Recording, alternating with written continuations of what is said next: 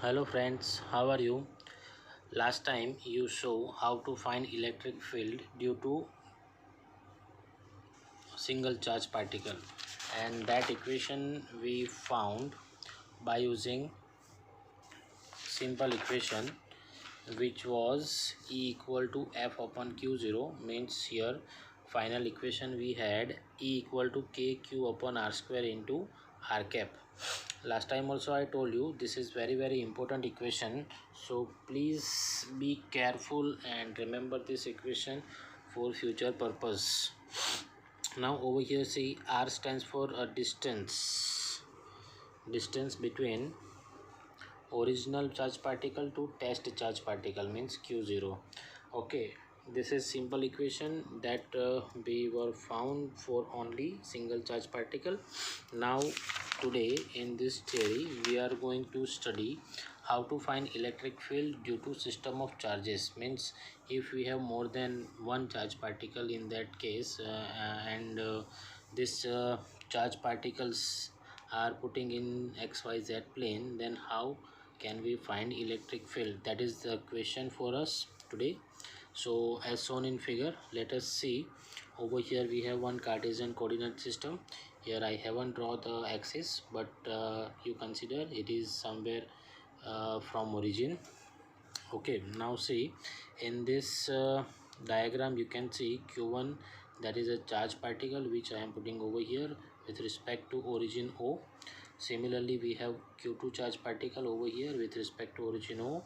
Similarly Q3 charge particle here at with respect to origin O, and Q4 is also charge particle with respect to origin O, and R1, R2, R3 and R4 be the position vector of respective charge particles from that origin. Okay, now as you know that while such a charge particles on rest, so here electric field produced due to these charge particles.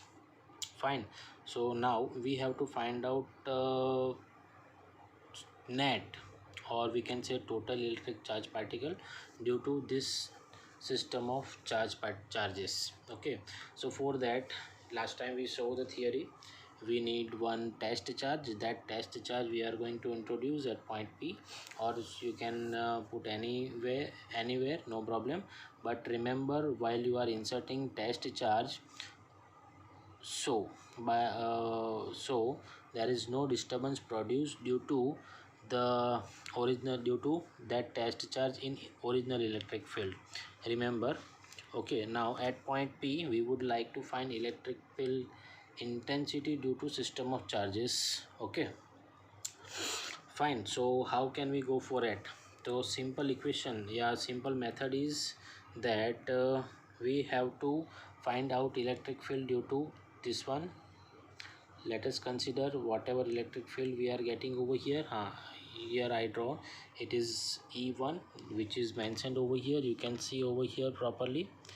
Remember, electric field is a vector quantity, so over here arrow overhead of the E is compulsory. Now see, if it's a positive charge, means you know that electric field produced over here, it is in radially outward manner.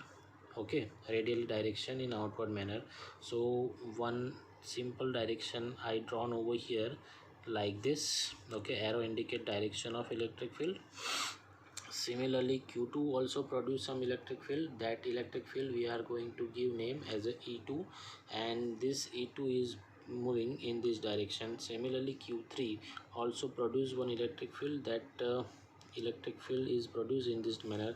Similar direction also happen in downward direction also, and Q4 is also produce electric field that is moving towards this direction. Let us give name E4 over here. Now by using previous theory, whatever equation we have, E equal to 1 upon 4 pi epsilon naught into K into Q upon R. Okay, by using that equation we are finding electric field.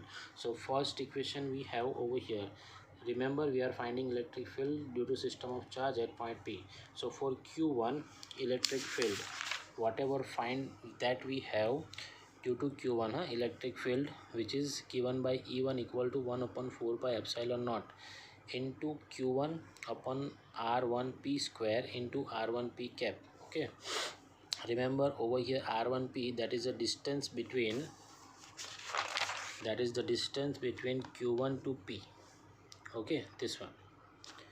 And r1p cap, that is a unit vector in the direction from q1 to p. Okay, so this is the electric field produced due to charge q1. Similarly, we can easily find electric field E2 due to charge q2, that we have 1 upon 4 pi epsilon naught q2 upon r2p square into r2p cap. Now no need to discuss about this one and this one.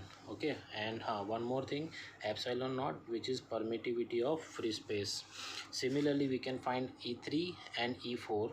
Over here E4 I mentioned equal to 1 upon 4 pi epsilon naught q4 upon r4p square into r4p cap. Okay, so this is the electric field which is find by equation number charge number 1, 2, 3 and 4. Now by using superposition principle we can easily find net electric field. Okay, so superposition principle said vector addition. Remember, vector addition means what is net electric field at point P due to this system of charges. So net electric field we are writing in terms of E equal to E1 plus E2 plus E3 plus E4. Now whatever answer we have for E1, that answer we are putting over here, that means value of E1, then we are putting value of E2 over here, then E3 over here, and then E4 over here. So put all the equation, all above equation over here. So 1 upon 4 pi epsilon naught q1 upon r1p square into r1p cap and so on. Okay, so this is a simple equation for net electric field due to system of charges. Similar theory you can write in the form of nth number of charges. At present I write on this theory for only 4 number of charges, but similar equation you can extend up to nth number of charges also. So for nth number of charges in complex manner, we can write equation E equal to 1 upon 4 pi epsilon naught summation of I equal to 1 to n qi. Okay, qi upon rip square into rip cap. So this is total electric field due to system of charges. Hope you understand this theory very well. Thank you very much.